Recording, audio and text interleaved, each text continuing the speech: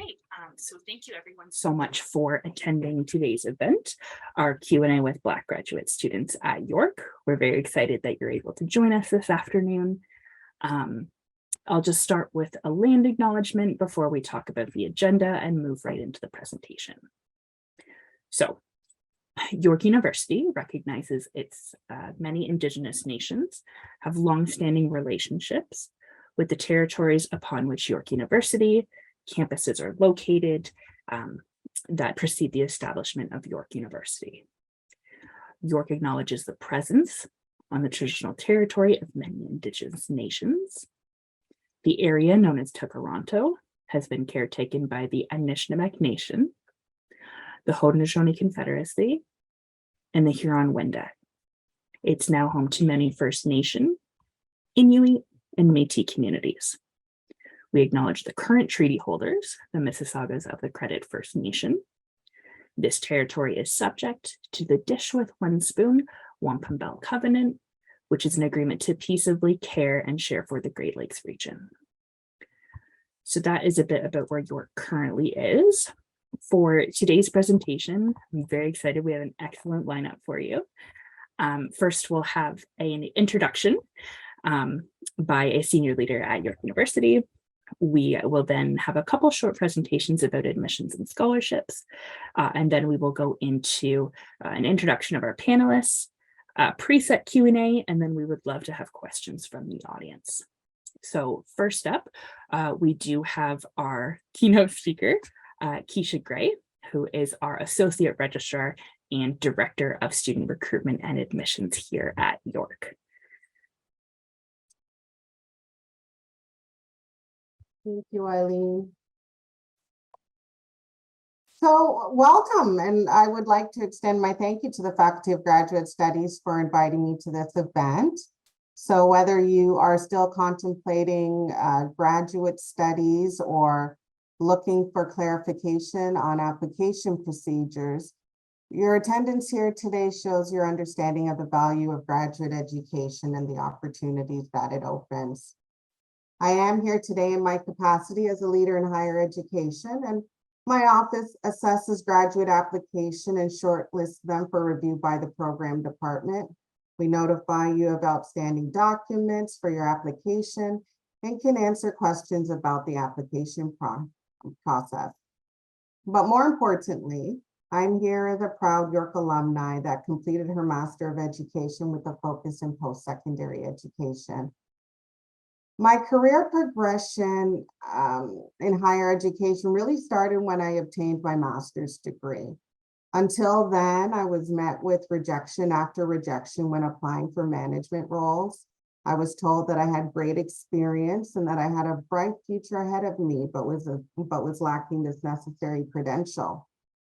And so the day that I graduated from my master's degree, I was offered my first management role. And my boss at the time, although she had been the source of my, frustration because she wouldn't promote me, would from time to time say, how are your studies going?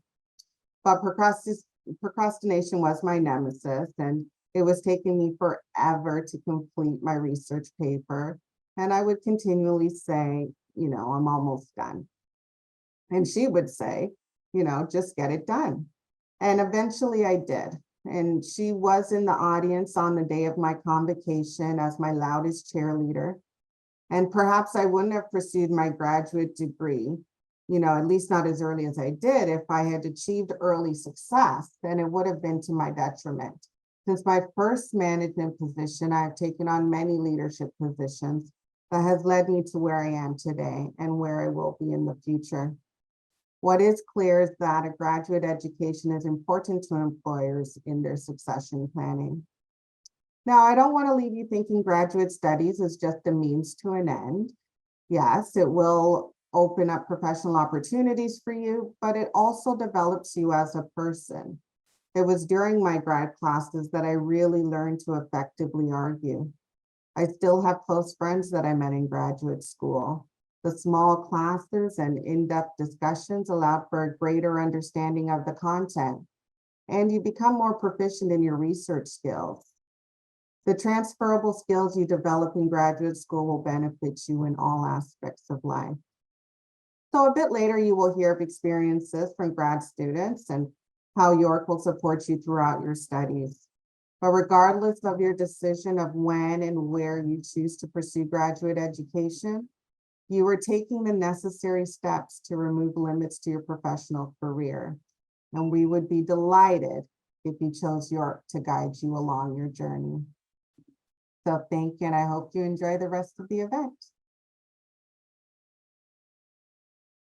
Thank you, Keisha. Thank you very much.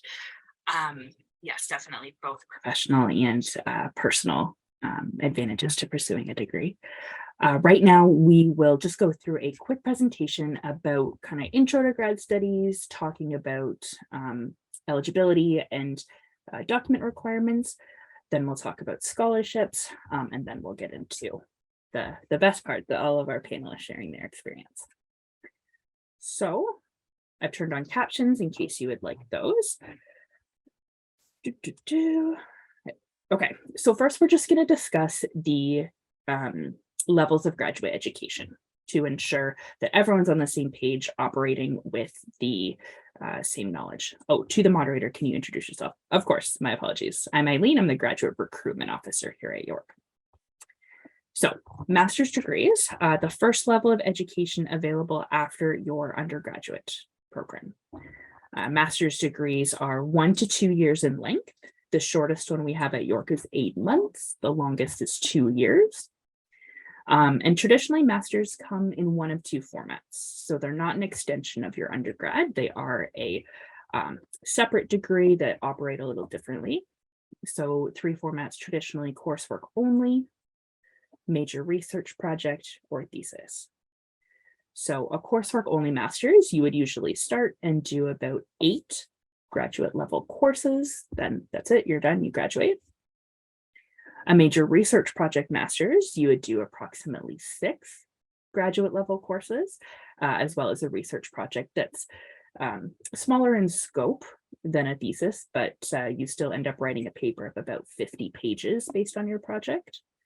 And then we've got a thesis-based master's, which is you do about 4 graduate level courses, and then a large research project that ends in a paper of about 100 pages. So some programs at York offer all 3, and it's your choice. Some offer a choice between 2, and others only offer 1 choice. If you wanted to go into, say, biology, they only offer a thesis-based program. So in order to be eligible to go into a master's, you would need to have a 4-year honors undergraduate degree, or the international equivalent. We can certainly share the equivalency in the chat for everyone to see. But within that 4-year undergraduate degree, we look at your GPA, or grade point average, in your last 2 years. And we require a B+ or above. So a B+, you might be thinking, I don't know what that means on my school's GPA scale. It could be a 77 out of 100, a 3.3 on the 4.0 scale, 7 on the 9-point scale, second class upper division, so on and so on. The thing about York admissions is that we do consider extenuating circumstances for grad admission. So we consider relevant professional experience, personal experience, lived experience. That's considered in the admissions process. Any extenuating circumstances, we would invite you to share them in your application, usually in a statement of interest. But programs will take a look at that. And if you maybe don't meet the standard eligibility requirements, you could still be admitted as a unique admit. So that is the master's, and then we've got PhD next. So it's PhD or doctoral, terms are interchangeable. It's an advanced research degree, the highest level of academic degree available at the university. PhDs, by and large, are the same format. So you would enter, take a couple of courses in your first year or 2, then you do a comprehensive or a qualifying exam, and then once you pass that, it's years and years of research. To enter into a PhD at York, You usually need a master's. There are a couple programs who do accept applications for direct entry PhD, but it's very much the exception. You usually need your master's first. We look at your master's grades for PhD admission, and we need that B+, the 3.3 out of 4, 7 out of 9, 77% out of 100, so on and so on. We do consider professional and personal experience for PhD applicants. You would just want to connect with the program directly before applying. So why graduate school? I mean, it's going to be different for every individual. Every student here that we're going to talk to is going to have their own personal reasons, and those might shift even throughout the course of their degree. But we've distilled it down into 3 main reasons: career advantages, personal advantages, professional advantages.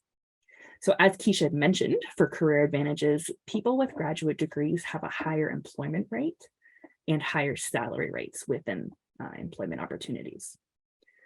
Graduate school helps you develop skills that employers are looking for. For personal advantages, I mean, you're going to be part of a community where you learn and grow from people who are passionate about the same things you are. You're going to make lifelong personal friendships, but also professional relationships. And graduate school, there's a lot of freedom. So it is very possible to be a full-time student who's not enrolled in any courses. You're doing research full-time. You're in charge of your own schedule. You do have, you're accountable for full-time work, but how and where you do it is often up to you. Then academic advantages, so contributing to a field, creating positive change, becoming an expert in a field, working with known current experts, and potentially, for some of you, you maybe have a research question or a problem that you want to solve in your head. Graduate school is a great place to pursue that. But at the end of the day, we just really want to encourage people and let them know graduate school is accessible. So graduate school is often fully funded, meaning that there's a funding package available for students to help cover at least the cost of tuition and fees. Especially if you're doing a master's, the time commitment is between 8 months and 2 years, which certainly pays off in the long term. And then we do have that unique admissions process. So even if you're not someone who fits in the mold of what a traditional grad applicant may look like, if it's not needed for York, we will consider your application anyway. So grad application components are your grades. Most programs look for that B+.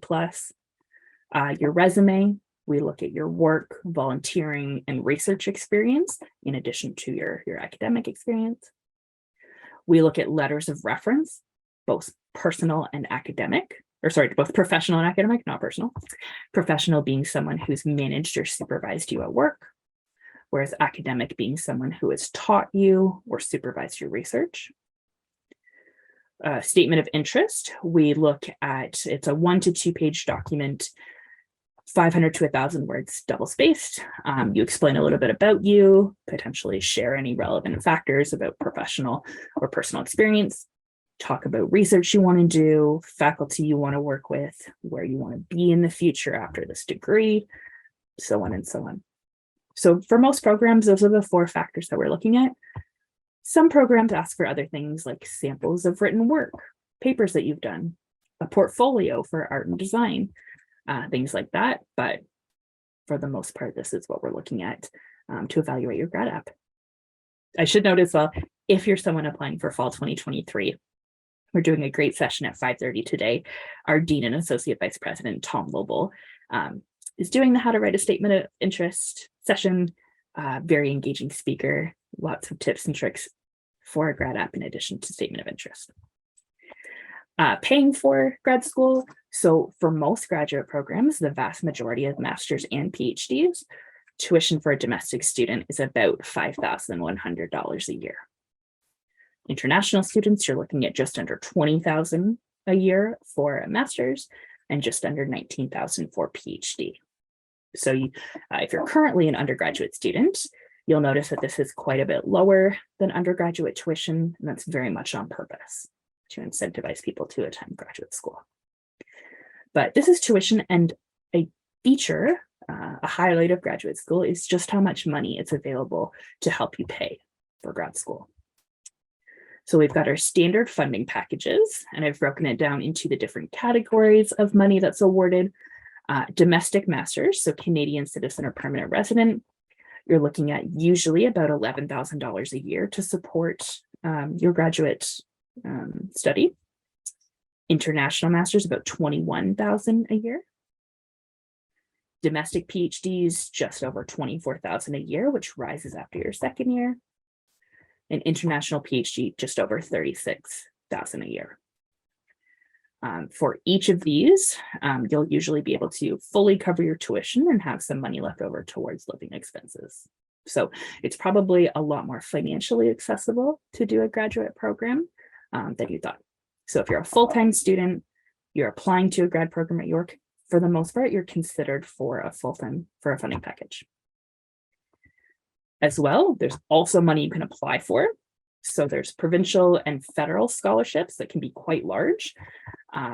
External awards given by companies, foundations, foreign governments to help fully cover the cost of a grad education.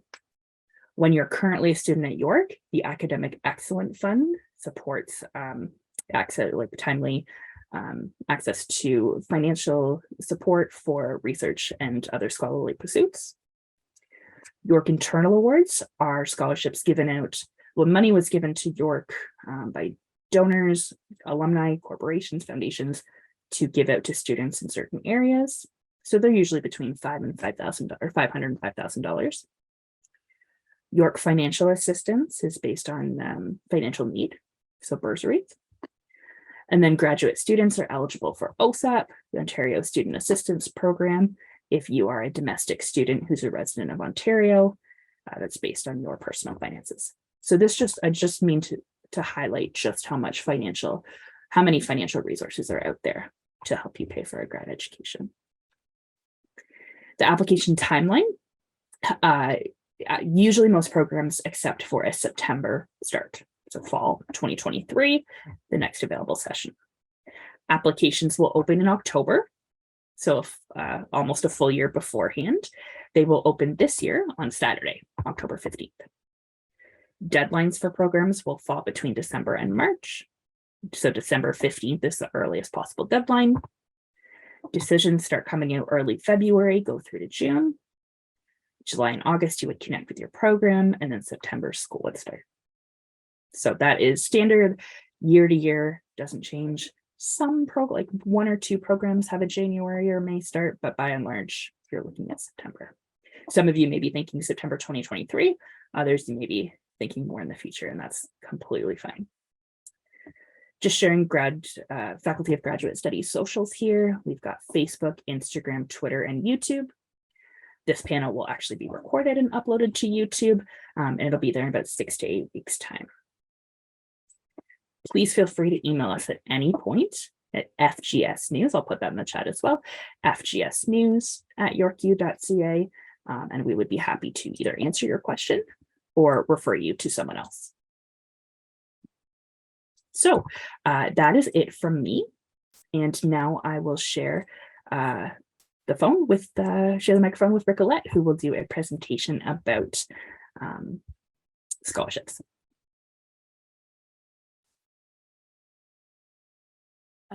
Thank you, Eileen. This is saying I can't start my video because the host has stopped it. Can you enable me?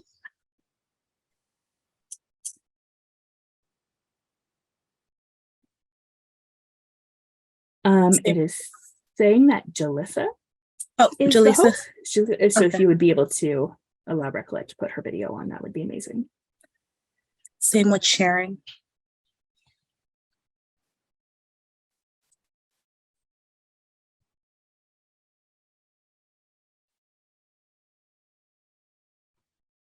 Is it working now? If you want to give it a try. Perfect. And can you enable screen sharing? All right.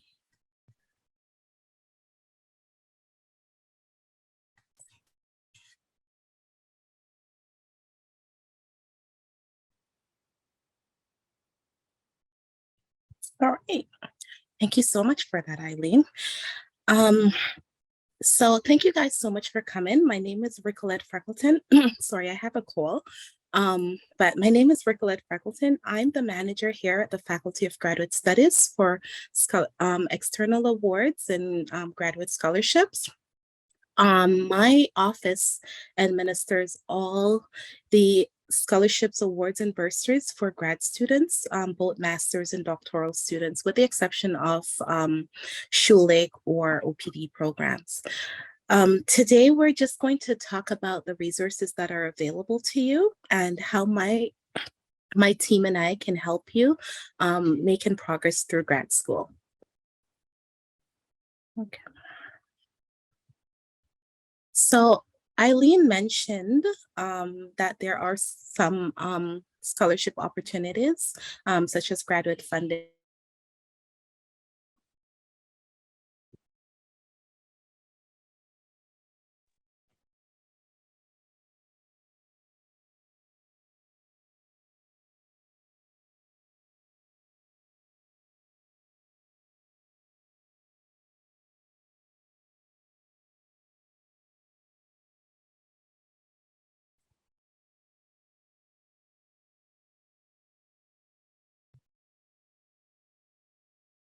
Are you able to hear?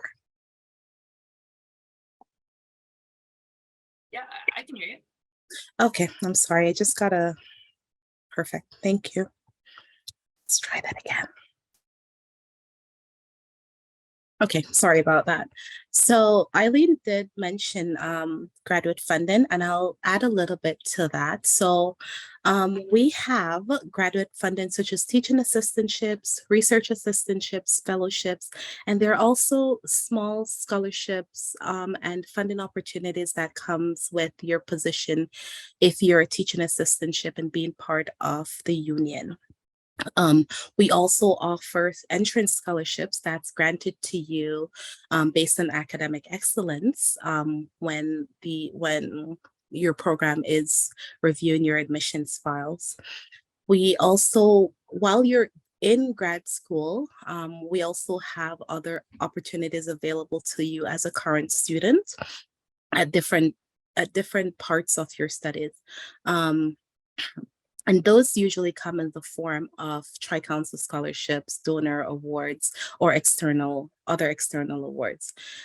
Bear in mind that most opportunities are open to only full-time students who are registered active. There are some programs that are deregulated professional programs.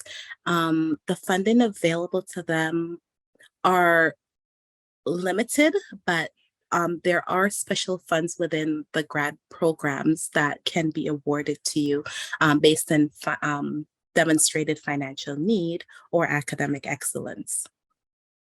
So one of the main ones that you can be nominated for are entrance awards. And these are based on it's a pan-university competition, or it can be a program related competition where your academic tenure is viewed, and your academic excellence, your research potential, your publications are viewed in comparison with other students, and you may be awarded a major scholarship, one of our such as ELIA or GFAD or Chancellor Bennett or VERY awards. So when you apply in December, we're starting to look at your applications, and by February, we'll pull your application if you are competitive and offer you one of these major awards. It's not that you don't have to apply for these awards. It's done by program nominations. It's automatic. There's no separate application. We may reach out to you to complete a student financial profile because financial need may be a component stipulated by the donor, but for the most part, all you need to do is have your transcript on file, your statement of interest, and your referees, and then we'll automatically pull your application. So while you're here, so coming in, you may receive an entrance award. You may also receive a York Graduate Scholarship. But while you're here, you also qualify for bursaries. The bursaries are strictly based on financial needs. In addition, the donor might stipulate that you are looking at specific areas. So sometimes we may ask that in addition to financial need, you may be studying different EDI components. You may be studying politics, you may be studying anthropology, and those are donor requested criteria that we may or may not have some flexibility depending on the donor language. For bursaries, all you have to do is submit a student financial profile. Once you've submitted a student financial profile, twice a year, our office goes in and assess your file for your level of need, and then award a bursary based on the amount that we have allocated for our bursaries. We also have the donor funded awards, which are governed by gift agreements. Sometimes they're based on merit and financial need. Other times they're just based on merit. So it all depends on what the gift agreement has stipulated. This is done at the program level or at the faculty level. So oftentimes students come in and their program may see their potential and offer them a donor award that they have accessible to them. That's usually administered at the program level, and Faculty of Graduate Studies does the posting for that. So we will handle the financial aspect of it. All students are eligible to apply to the Academic Excellence Fund. If you're part-time, you're also eligible for this fund. This is one of the few funds that covers research, and you can get up to $2,000 per year, every year for the duration of your studies. And it's open to majority of the programs, whether it's part-time or full-time. So I highly recommend that once you register for grad school, always submit an application to the Academic Excellence Fund. Then you also have research assistantships, and that's usually, offered by faculty members and sometimes by programs. Sometimes your supervisor may have funding from an external party such as SHRC, and they may have funds available to grant you a research assistantship. So that's also available. You also have the external awards. This is the time that we see students applying for external awards. As a matter of fact, yesterday was the SHRC deadline for students who are seeking to hold SHRC starting in May 2023 or September 2023. The Ontario Graduate Scholarship has the same timeline as SHRC. If you're a master's student, you haven't missed out, so you still have the opportunity to submit your application by December 1st for the CGSM Master's Program and the Ontario Graduate Scholarship Program. And those are also prestigious awards. And if you're a student coming in, then in your first year, these are considered entrance awards. So it goes on top of your funding. So the university is committed to supporting all our students, regardless of your background or your circumstance. And we try to provide resources so that you can successfully complete your degree and realize your potential. So both the Faculty of Graduate Studies and the graduate programs are actively offering scholarship and awards and recommending that students apply for these scholarship and awards. We provide resources such as sessions, info sessions, workshops, peer review opportunity, faculty review opportunity, and my staff and I are always available to walk you through the process. I mentioned earlier about Tri-Council Award. Tri-Council, as well as York University, is stressing the need for equity, diversity, and inclusion, and they are putting more emphasis on providing support for research that involves the EDI criteria. So they're asking applicants to self-identify as much as possible in terms of your age, your gender, your indigenous identity, any disability or visible minority status. They'll look at your academic performance, your research and your research potential. They're looking to achieve greater diversity, equity, and improve inclusion in the university. When you're applying, you do not have to self-identify. We do recommend that you do, because this is how, when opportunities come up, we're able to find students. And it is to your benefit to highlight that you fall into one of these EDI categories. It is not mandatory. You can select that you prefer not to answer. It doesn't stop your application, and you're allowed to move forward. In the last few years, the funders are asking you whether or not diversity applies to your research design, and whether it does or not, you're asked to provide an explanation. This is so that they can A, create more funding opportunities, and B, provide you with funding opportunities if they become available. So, as I said before, the diversity considerations fall within the categories of age, disability, education, ethnicity, gender expression, gender identity, immigration and newcomer status, indigenous identity, language, neurodiversity, parental status and responsibility, place of origin, race, religion, sexual orientation, and socioeconomic status. From time to time, I've spoken with advancement or donor relations who is looking to fund different demographics, and from time to time, we have to go into our database to pull this information and see where we fall within the EDI spectrum and who our students are, and see where we can provide the necessary resources. So,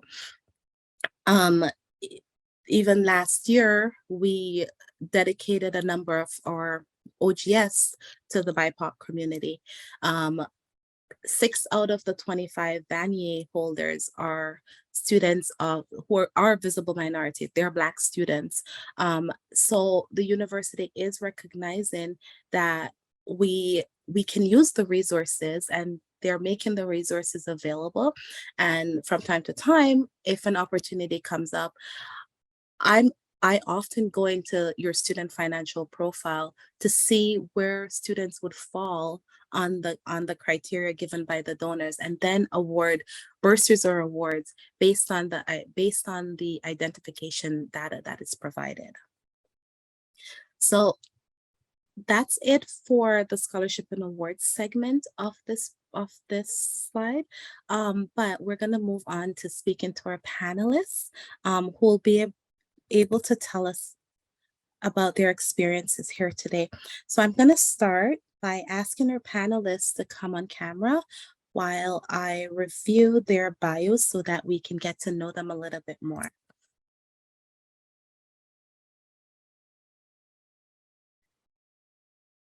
So today we have Kwame Kyei-Boateng. Kwame is a student in York's MA in digital media, in York's Master's in Digital Media, and he does research on using artificial intelligence as a means to contemplate our mortality through death reflection. Death reflection is the deliberate contemplation and contextualization of one's mortality, and is often explored in traditional media and art forms, such as novels, theater, and film. But how can new media be used to encourage death reflection, thus reducing death anxiety and improving mental well-being? That's one of the questions that Kwame asked in his research proposal that he submitted to SHRC last year. Our next panelist is Neil Livingston. Neil is a PhD student in the humanities program at York University, who has returned to the academic from the practice of DJ culture, performance, and multimedia production to acutely examine the connections between race and music through theories of resistance, media ecology, and political economy. Neil's current research examines the geographical presence of Jamaican immigrants in Toronto and the role of reggae music as a force of culture and rebellion. His outcomes are intended to specifically fortify the transfer of intergenerational knowledge through Rastafari. In the past, Neil's studies have been focused on urban food systems at various scales. He's currently serving as an advisor for the QP 3903 Race, Ethnic Relations, Discrimination, and/or Harassment Committee. Our next panelist is Jellisa Ricketts. Jellisa is a PhD student in social and political thought in the Black Studies and Theories on Race and Racism stream. Her work focuses on architecture, spatial theory, and Black geographies. Jellisa actually has put together a database under the supervision of Associate Professor Andrea Davis called the Recommended Readings in Film, which we will link in the chat if you want to take a look at it further. This database provides an extensive archive of scholarly publications and fictional texts in Black and African studies. Its goal is to make accessible the work of scholars, writers, and artists living in Canada or engaging with Black Canada, including scholars across humanities and social science in LAMPS. Our next panelist is Vivian Amah. Vivian is a second-year MBA student, majoring in healthcare industry management. She's the co-president of the Black Graduates Business Network, BGBN. Vivian is working with 2 startup ventures in Canada as her first degree was in management, finance, and entrepreneurship. She's very passionate about strategic implementation, digital transformation, and innovation. As for professional accomplishments, she's worked 3 years as a performance and reporting analyst with AITEO, Africa's fastest growing energy leader in gas and petroleum. Outside of work, she's the founder of the Put a Child in School Foundation, where her mission for the past 5 years has been to reduce the number of children dropping out in the rural areas of Nigeria. Thank you guys so much for coming. I really appreciate you taking the time out just to be with us today. And a few of our students have actually submitted questions in advance. So I'm just going to go ahead and ask the questions. And once we've covered the questions, then we'll go to the Q&A section where our attendees are able to ask questions of you. So I'm going to start with Kwame. How did you learn about graduate school and why did you decide to go? Yeah, so it was around my 3rd year of undergraduate studies, and some of my friends in 4th year were going through the process of applying for the digital media graduate program. And at that point, having graduated years before with an undergraduate theater degree, and then working on a second undergraduate degree, I realized I'm very much a lifelong learner kind of person. So I came to the conclusion that the world of academia might be the right place for me. So I started to pick my friends' brains about the application process. And one friend suggested I contact a professor who I had had a course with before, who I'm now on really good terms with, and is actually currently one of my supervisors. And they helped me get a better understanding of the graduate program and what it had to offer me. So I chose York because I had a great experience in the undergraduate theater program, as well as the digital media program. So it just felt like the right place for me to continue my studies. Thank you. How about you, Vivian? How did you learn about graduate school and what made you decide to go? Thank you. That's a very interesting question. So mine was prior to like having completed my undergrad degree, I knew that I wanted to do my MBA, but I needed to acquire the work experience needed for the program. And so I started my journey at ITAO.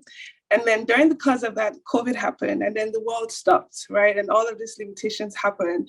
And then I found that a lot of people were just getting laid off, companies downsizing. And I was just like, this is so detrimental because I never want to be in a place where I'm not creating value. And how can I do that is continuous learning. And so I was just like, you know what, this is a time to do something that I've not done before and pick up an interest that I have no knowledge about. And then I was like, okay, I got interested in healthcare. But I'm like, I don't want to go to school. I don't want to go to medical school. I'm not a doctor. How can I work in the healthcare sector and not be a medical doctor? And then I started searching for schools that offered healthcare degrees. And then I found York. And that's how I just got connected because they had like tons of specializations that I was so interested in. And then I fell in love with the fact that I could do my MBA and also get a healthcare degree as well. So that's how I got here. Thank you. How about you, Neil? Yeah, okay. So is the question, how did we find out about graduate school and how did we decide to go? Is that more or less it? That is correct. Yeah. Yes. Okay, so I've made a little notes here is that in some ways it was a lifelong passion, that it was sort of something. I was very lucky to have grown up in a house where our next door neighbor was a professor. So it was just sort of something that was sort of always in the background. But I think what makes it a little bit different for me is that I had a very long gap from when I finished my undergrad, which was in 1995, to when I actually decided to go back to graduate school and do my master's, which was like 2012, 2013, you know. So one thing, you know, when I say a lifelong passion, I want people to know that it's you can be flexible, you know, and not to necessarily rush into things or not do things for the wrong reason. It's got to be right for you at the right time. And so it took me until after I'd already done my master's and I had actually applied, was in the process of applying to law school, that I actually found the humanities PhD program. And I found that just by reading the work of a friend of mine who just actually completed her PhD last week, just reading her work on social media. And that was ironically the thing after almost 20 years that finally, oh, that's actually the program for me. Oh, you can do that. You can learn about that. Oh, York does this. And so it was kind of falling into it, but also right place, right time. Lovely. And Jellisa? Yeah. So initially I did my undergrad in psychology and I wanted to continue on that path. But then I took the Black Canadian Studies certificate at York, and it was such a huge game changer for me. And I really, started to identify issues within the field that the psychology field, and kind of seeing the way that oppression works and looking at the work of folks like Frantz Fanon and his approach to psychoanalysis and therapy.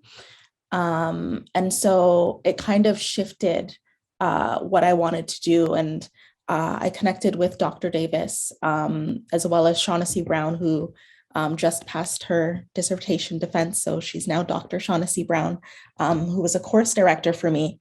And now I'm very happy to call her a friend. And they both encouraged me to do my master's at York. And I've been here ever since. Thank you for that.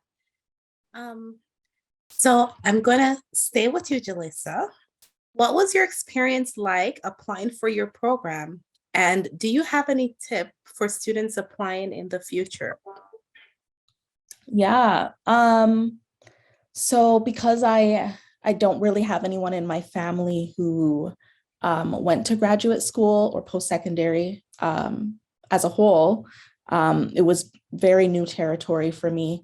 I thankfully, though, connected with faculty as well as senior level graduate students, again, Shaughnessy Brown, who helped me, and they helped me look over my statement and put together my CV and all of that. Also, interestingly, for my PhD, I was in the Netherlands for a conference, and someone who is in here, her name is Kay, I met her there, and she really encouraged me to apply to the PhD program for social and political thought. I also connected with Professor Kempadu, who was there. And it was really great because it was a Black Studies conference, and there was just a bunch of other graduate students there. And I had a lot of people help me and workshop my application. So I think that is advice that I would give to people is don't be scared to ask for help. Grad students are more than happy to offer advice. And sometimes it just really helps to have other eyes look over things and help you, ask you questions that you should be thinking about as you go through the application process. Lovely. How about you, Vivian? What was your experience like applying to the program? Any tips? Yeah, honestly, my experience, just for York or generally applying to grad school? Grad school. Okay, so my experience was a bit tedious because I was very particular about where I wanted to go. And so I applied to about 5 different grad schools and I got accepted to 4. One thing that I made sure I did was to pass my GRE, my LTS as SATs, and I think I did write all of them. So I did that so that I would not have any limitations whatsoever. And that was so key to me because that really distinguished me as an individual throughout the application process. I don't know, I didn't get any rejection, but I guess because my essays were good. I know that I connected with a few students that just walked me through, tips on how to prepare for the interview. But most especially, I think scoring high throughout this prep exams gave me the opportunity to get the international, I think it's the International Entrance Student Award. Because I had my GRE was 328 out of 340. It was really high. And so, like she said earlier, put yourself out there. I fill out the forms, just make sure that you're very communicative with the recruiters because she really helped me when I was making my application. And then I told her all the things I was interested in. And then I didn't know that she was really listening to me. And then she made my interest align with my goals. One thing that York does is they're very passionate about your career and where you want to go, but you need to set yourself in the position to be open for learning and for the opportunities that they provide. So what other tips do I have? Also, one thing I'm going to tell you, if you're preparing for an interview, come prepared. Just don't walk in just like you're talking to your friend. You need to do your research. Be over prepared if you have to. Don't wait till last minute. Okay. That's it. Thank you. Kwame?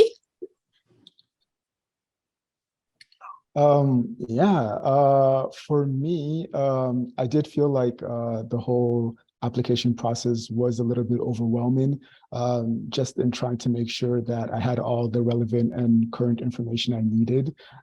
So definitely start your application process early.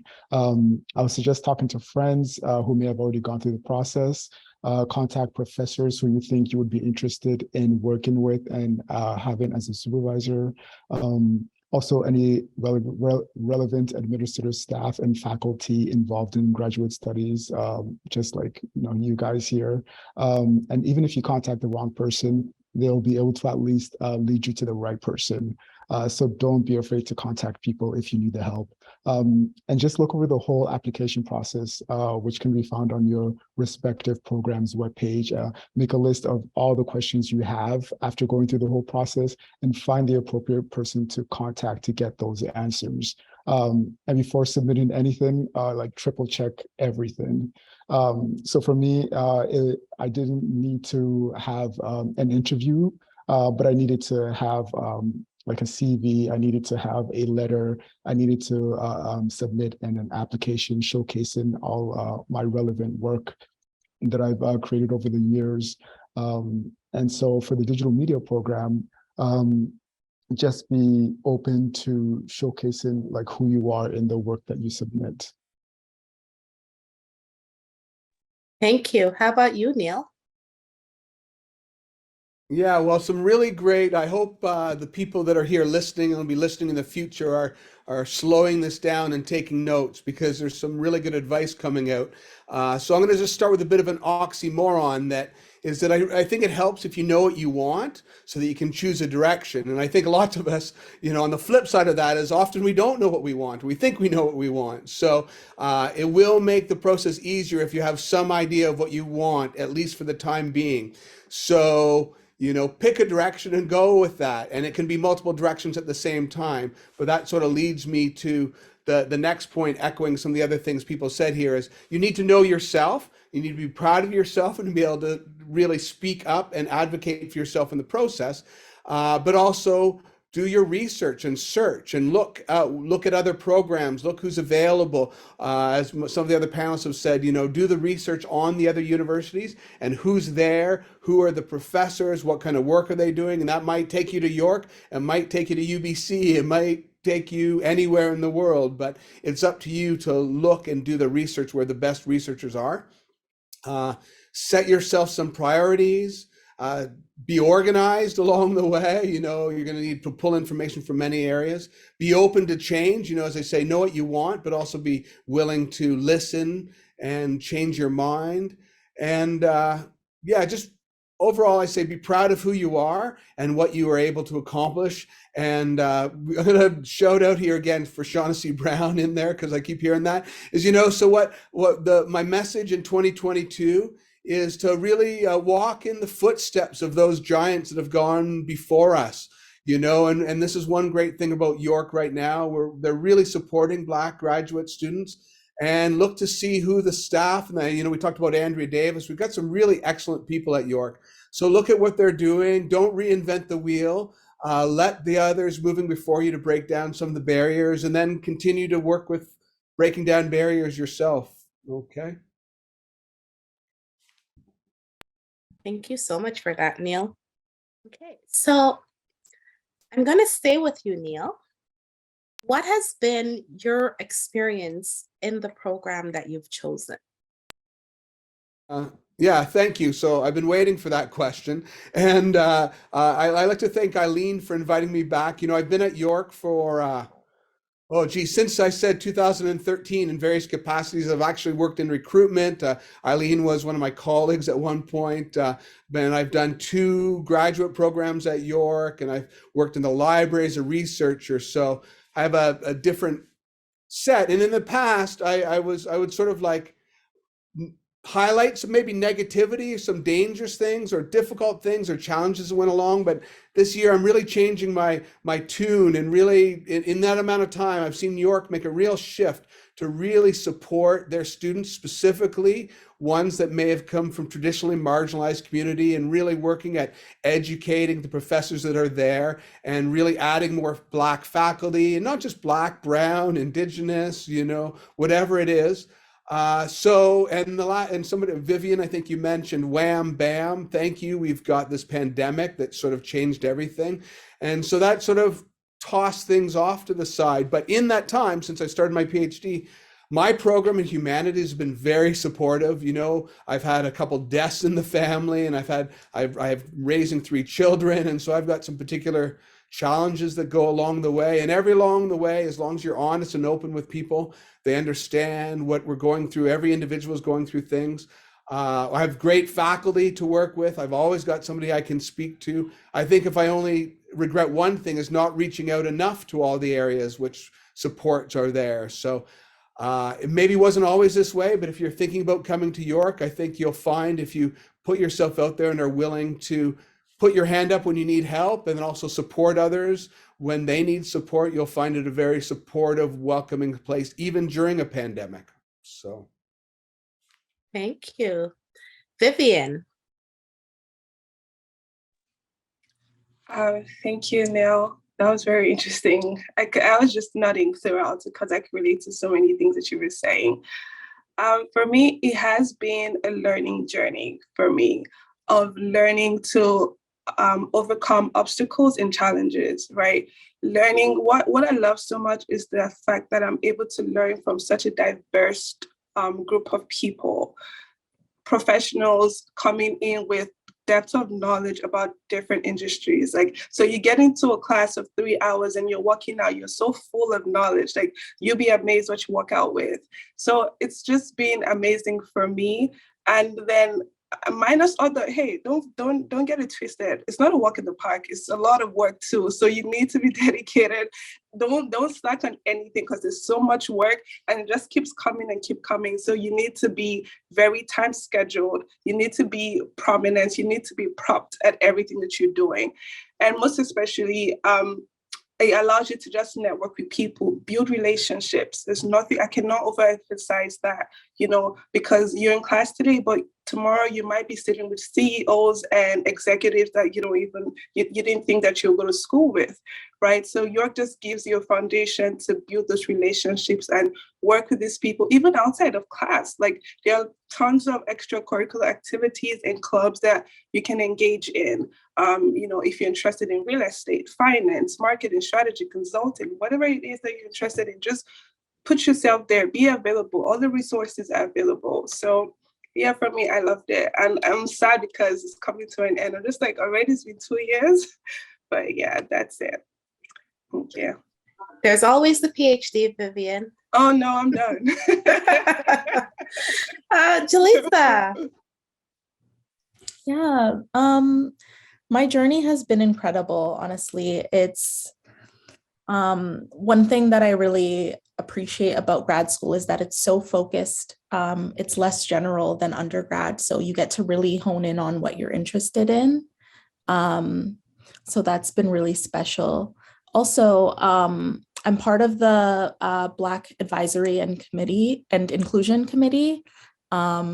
I don't want to speak too soon, but we have a lot of really exciting things that we're planning for Black graduate students in the incoming years. So, York, I mean, I'm a little bit biased because I love it here. I've been here since my undergrad, but I think York is definitely the place to be. We have such a supportive dean in LA and PS, and he's really looking and supporting a lot of the initiatives that we want to get off of the ground. I know that we're trying to revamp the Black Graduate Students Association, which will be really exciting and a really great way for Black grad students to connect with one another and get advice. So yeah, I've had a really great journey. I've made so many great friends, and I've learned not only in terms of theory, but also in praxis in terms of, activism outside of the academy. So yeah, it's been a great journey for me. Thank you, Jellisa. How about you, Kwame? So my experience, like everybody else, has been pretty great. And it's really cemented my decision to continue pursuing a career in academia and research. I've met some amazing collaborators that I imagine I'm going to be working with for years to come, even after graduation. And I would suggest that you take the time to really network with your fellow students as well as your professors. Your professors, especially your supervisors, are there to help you succeed. And so don't be afraid to build relationships with them.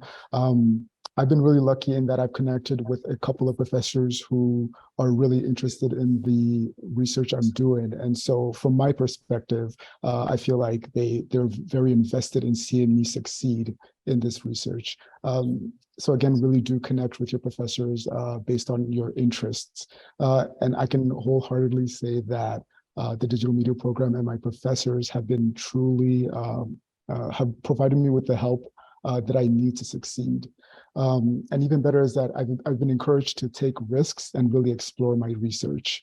And so I'd say be proactive in making your connections, be proactive in seeking help and resources when you need it, because it is there, both financially and socially. And also time management is key to your success. Get those mandatory credits out of the way early on so you can focus on your research, whether it's a project or a thesis paper. And your research will change over time, and don't be afraid to let it change over time. But again, start early. Like, just start early. Definitely. Thank you.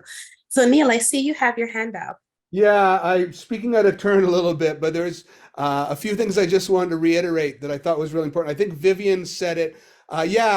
Because it's so great and everybody here is so positive, I just want to let it be known that none of this is easy. Okay, this is everything we're talking about is very hard, very challenging, and takes a lot of work. Okay, so I don't want that, but that shouldn't scare anybody off.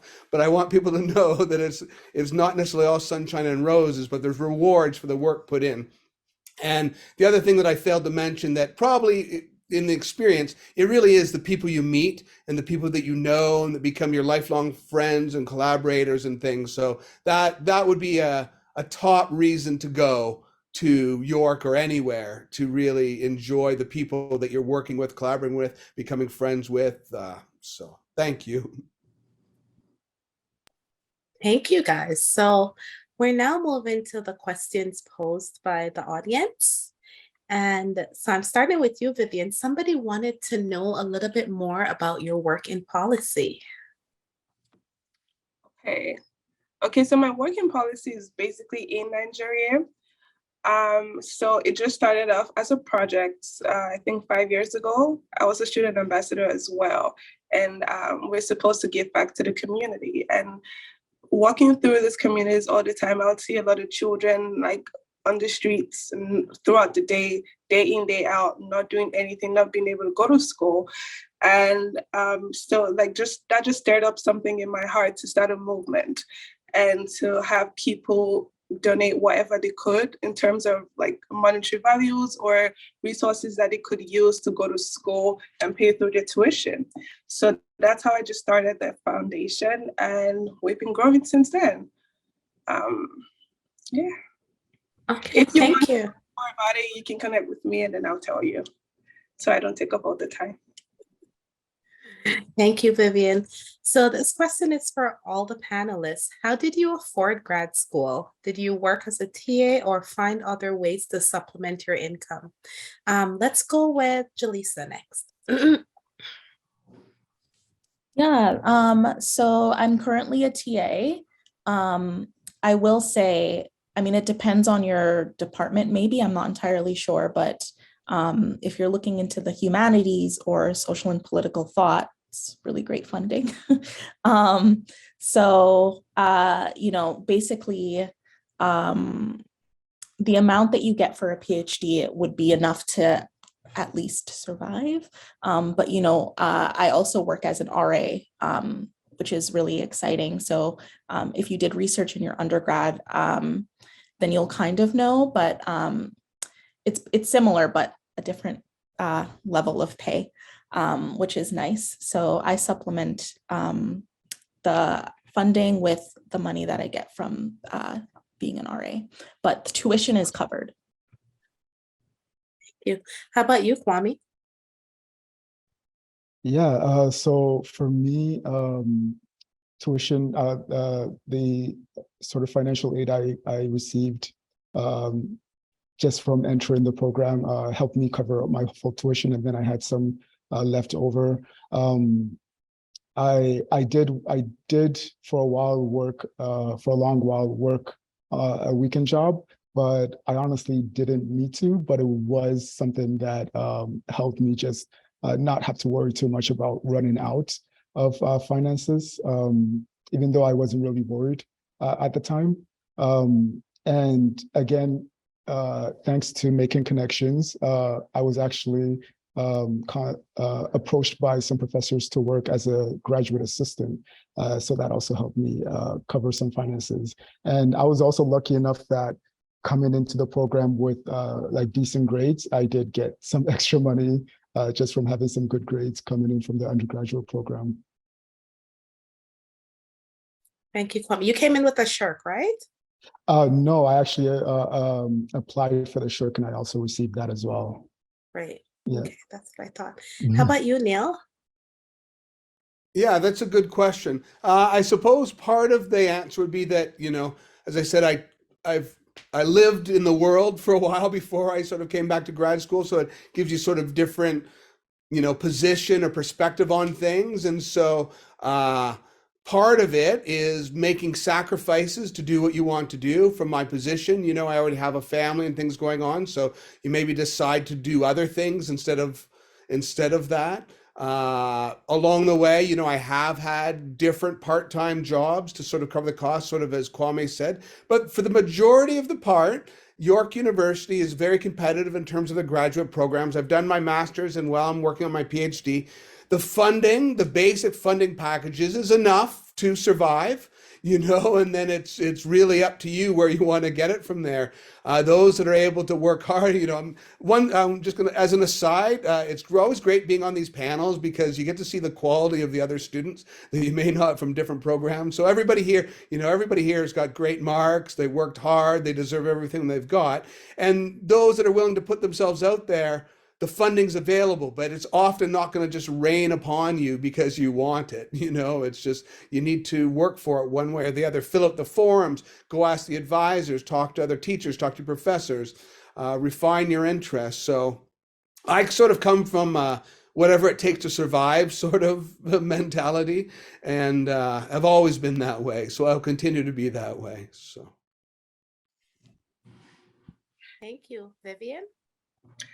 Yeah, like I mentioned, and some people too have, York was very supportive, towards me. I guess I was really lucky. The entrance funding that I received really helped me to, be settled for my first year, although it was expensive because I'm an international student, right? So I still had a chunk of tuition to pay. But one thing that I would say to you is be prepared. It's not easy. So you need to be prepared financially. If you need funding or you need some scholarships, you need to put in those grades because all these resources are available for you. But if you're not passing your exams and your tests, then when you apply, you're not going to get it. So even as much as there are 100, they would pick other people that are more qualified than you are.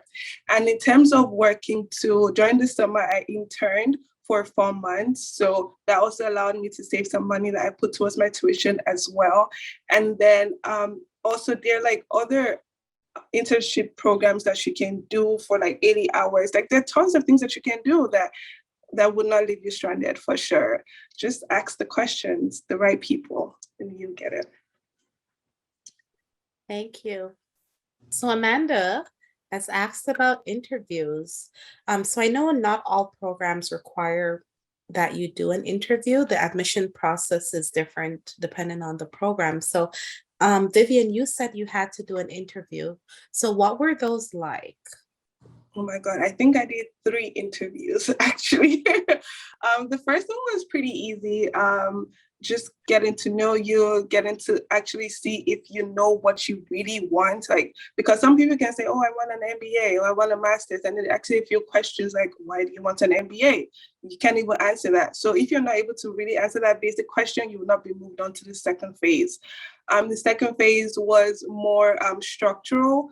I think there's some study questions that it can give you beforehand that you take. You also have to prepare for it. And then the third one is after you pass the second one, obviously, and then they say to you, okay, this is where we are now. How do you move forward? And what I'm just going to say to you is for the MBA program, I had to go through 3 interviews. After the third one, I said, God, if I don't get this, I'm going to feel really bad. But then I was confident because I was prepared, even as far as looking up the person that's going to interview you. You should know who you're speaking with. Ask her some questions. Ask her what her journey has been. Take something. As much as you're willing to come to university, what are you willing to bring to the table? You know what I mean? Identify yourself. That's what I'm going to say to you. Thank you. Did any of the other panelists have to go through an interview? No. Okay. All right. So thank you so much for that, Vivian. Awesome. Oh, Yeah. go ahead. I could sort of maybe add something, although I've never done that interview, as like a general policy for people, whether it's an interview or a portfolio or your CV, just keep keep a list or a folder or a digital folder of, all your accomplishments or in all your best work, and just sort of keep it on the side of your desk somewhere, and it can be in note form so that when it comes to this time, you don't have to go searching your whole life for everything that you've done or that's really important to you, is that it might all be there. And then you can, before you maybe go into an interview, you can actually review these things. Oh, this experience, I got my life-saving award in 2018. Maybe that might be something that be appropriate in this interview that I hadn't thought about before. So it's sort of like cheat notes for yourself. And sorry. Thank you so much for that, Neil. Go ahead. Okay, let me Vivian. just add to that. Thank you. I'm so sorry for interrupting you. For sure, I forgot to add, please have a note of every possible question that you think you're going to get asked. And have someone walk you through the interview process. Maybe your brother, your sister, your mom, have a very professional prep time, and then time yourself so you're not going overboard. Just mention the things that are very important to the recruiter. Yeah. And I just want to add, just to prepare, Neil had mentioned making notes, having your CV always be updated in your CV. The scholarship applications, we might issue a call today for a scholarship that's due next week.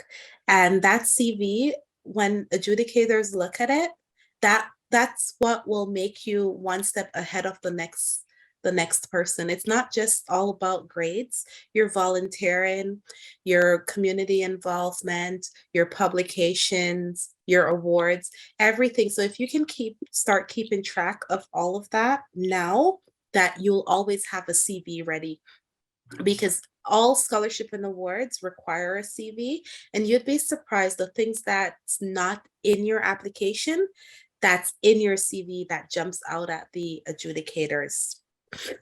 Sorry, I just wanted to put that in there. So we're moving on to Shandy's question. Have you ever felt that there was racial inequality at York? If so, where do you find support systems? And I'm just going to throw it out there. Vivian? Thank you. Honestly, for me, I didn't feel that. And then one thing that I would mention was when I got admitted, I had tons of questions to ask. Like, how do I start? Because when I did, I was still in Nigeria, right? I only moved here, I think last year, July or something. Now, the point is, York has, various communities and student groups that just allow you to feel at home. And I'll say that because the BGBN, when I joined the BGBN, I had tons of questions to ask, but no one to really reach out to. I didn't really know as many students as I do know now. So that just gave me a landing space. I felt like, I was speaking to people I had known previously because everyone was so accepting and so welcoming. So I've never really felt any form of racial biases or any I don't know, but you'll be fine, honestly. Thank you. Jellisa?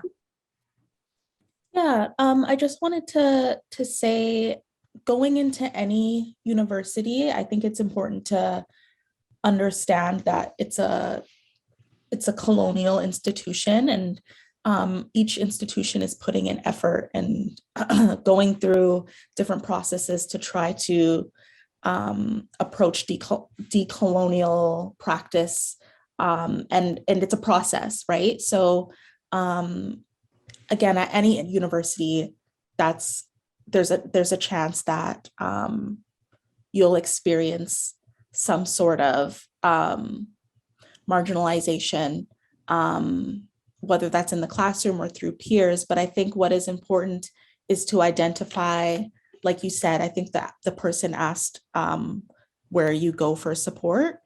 I think it's important to identify places that you can go for that. Like I know that York has sectors within each department, and you know, I think Neil, you are for QP, you do. Yeah, I've just joined that committee as the yeah, Right. it's been a pet project of mine along the way to help support those Right. incidences happen, right? And Yeah. so you need you need to open up those channels. So this I've used them in the past, and now I'm trying to switch over to be one of those people who can sort of be that pathway and provide those supports when needed. So, but Totally. Also, I know that UXA, which is the York University Graduate Student Association. Yeah. That's yeah. And then also the committee that I'm on for Black advocacy and inclusion. I think that's what we changed the name recently. I think that's what it is.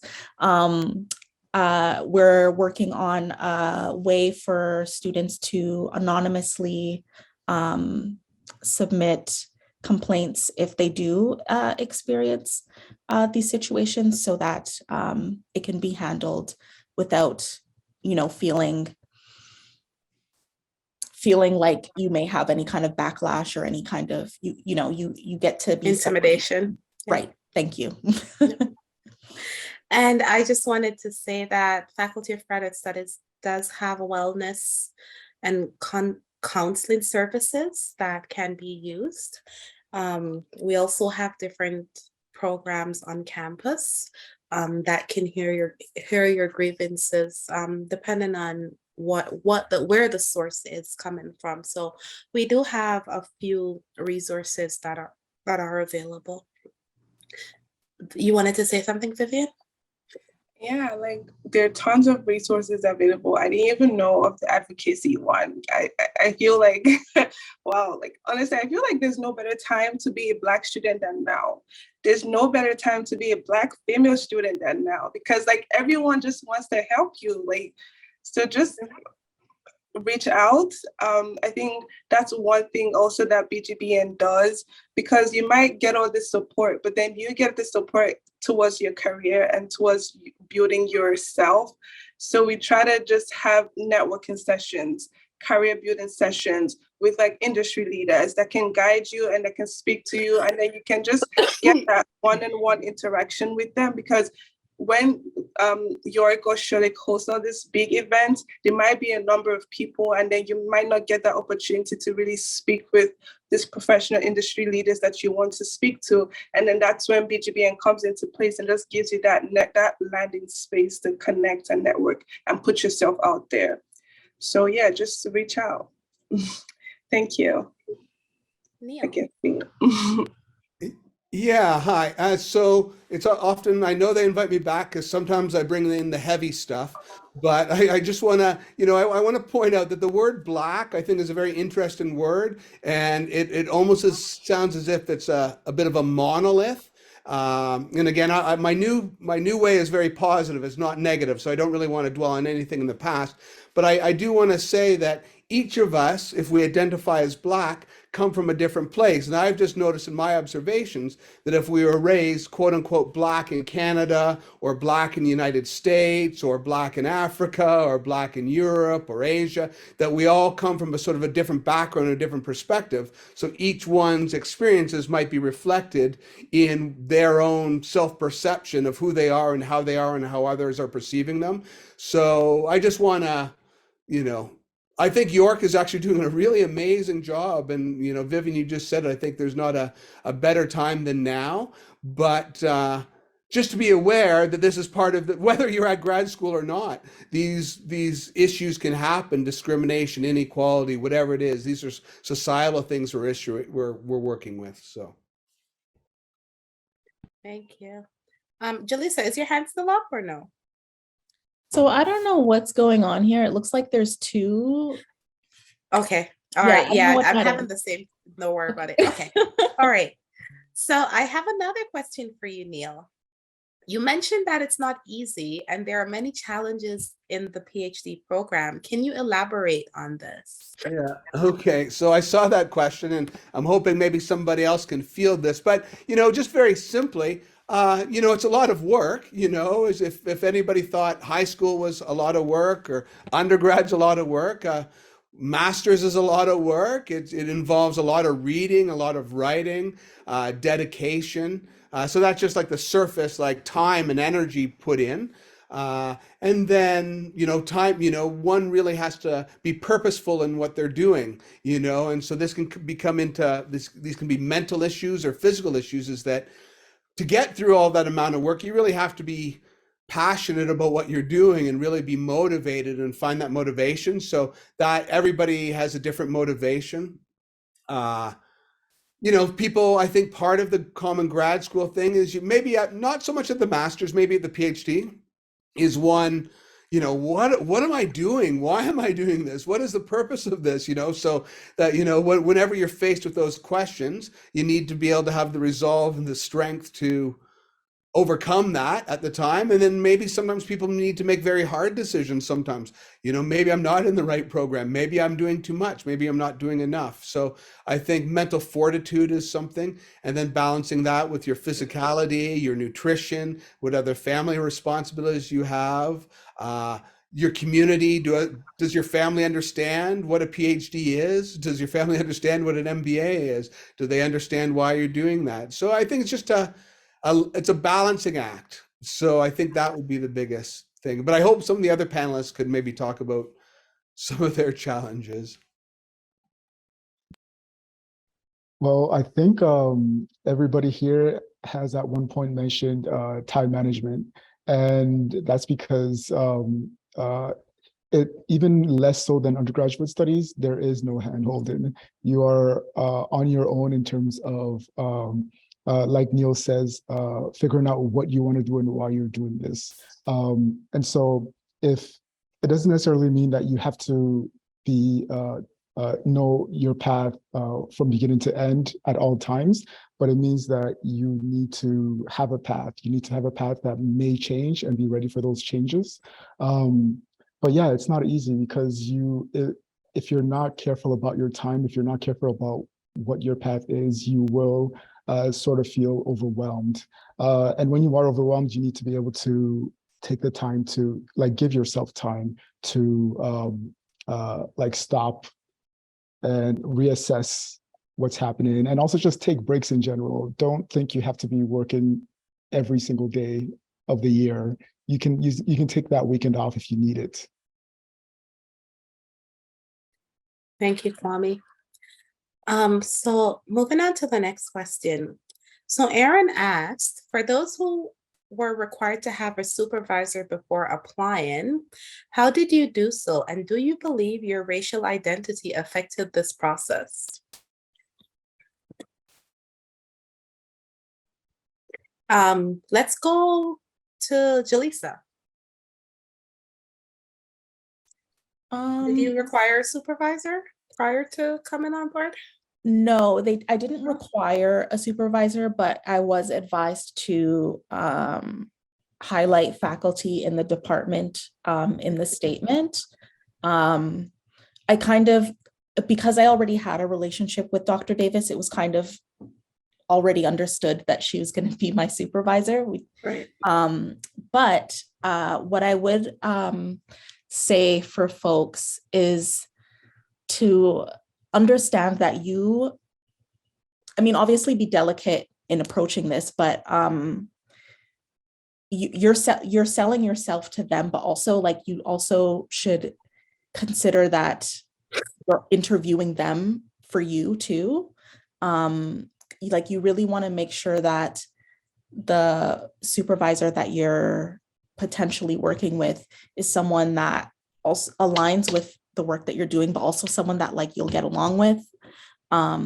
So I think that process should be handled with a lot of care. Take your time, start as early as you can. And also I think, well, I don't know for sure if you have to have it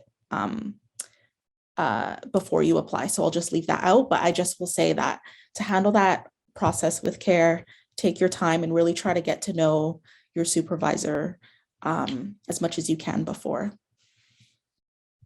Yeah, I don't know for a fact either, but I do know students are admitted without supervisors and they get supervisors along the way. But I'm not sure if that's a requirement for all programs, because that may be a program specific requirement. Kwame or Neil or Vivian, were you required to get the supervisor before? No, I wasn't required, but I did contact a couple of supervisors ahead of time. And these were people, professors that I already had a relationship with as well, just like Jellisa. And I think that did actually benefit me in the application process, just because it was clear that I knew what it was I wanted and why it was I was pursuing my degree. Okay. And of course, they gave me good word of mouth. Right.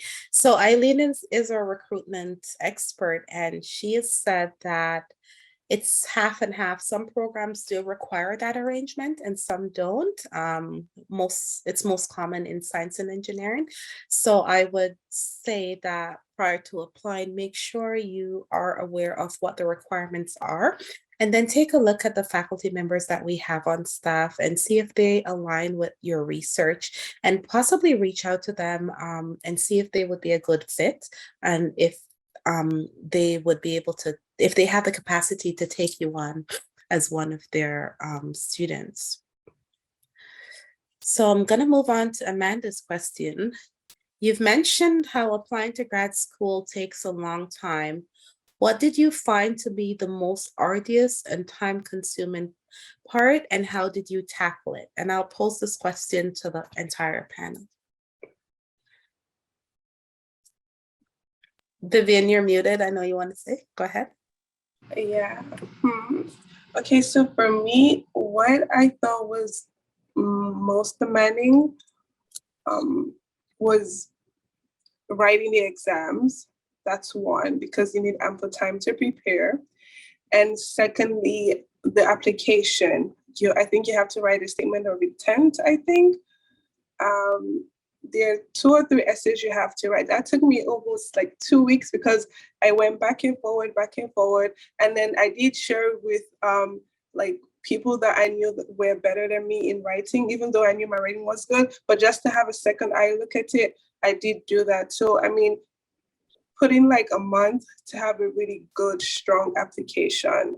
That's what I'm gonna say. And then the rest was just like, if you're gonna relocate, then that's a different ballgame, because then you need to put your application in on time. Like everything that the IRCC needs, like that takes a long time. So if you're looking to start in September, once you get your admission, just start gathering all the documents that you need. Like, don't wait, because it takes no less than 3 months to get your application approved by the Canadian government. So yeah. And then also, like, when you're writing your essay, be original as possible. Like, don't try to like cheat. Don't do that, just because everyone has a unique selling point. So if you're copying someone else's work, then like you're not really distinguishing yourself, because what you don't think you have might be what sets you up for, distinction. Definitely. Anybody else? I think just kind of some advice is to ask your references as early as possible, because they take their time. They're very busy. They're very busy. So ask them as early as possible. Also, the statement took me a long time because I don't like writing about myself. Sorry, Eileen, I know I took so long with my bio. That's why. So take your time with that. Have other eyes look at it. Also, I say writing about myself because I was advised that it's nice to have a vignette or to talk about yourself as a person, not just, like, I did research here, I took this class, So I think that's something that you can handle with extra care and give extra attention to. And I just want to say, when talking about yourself, lived experiences are important. And sometimes, especially with the EDI initiatives that we have going on right now, that's where you have the ability to really showcase if there were adversities or what sets you apart from everybody else. And that's in speaking about yourself and your lived experiences and your adversities, if there are any, that can be used as a marketing tool for you, right?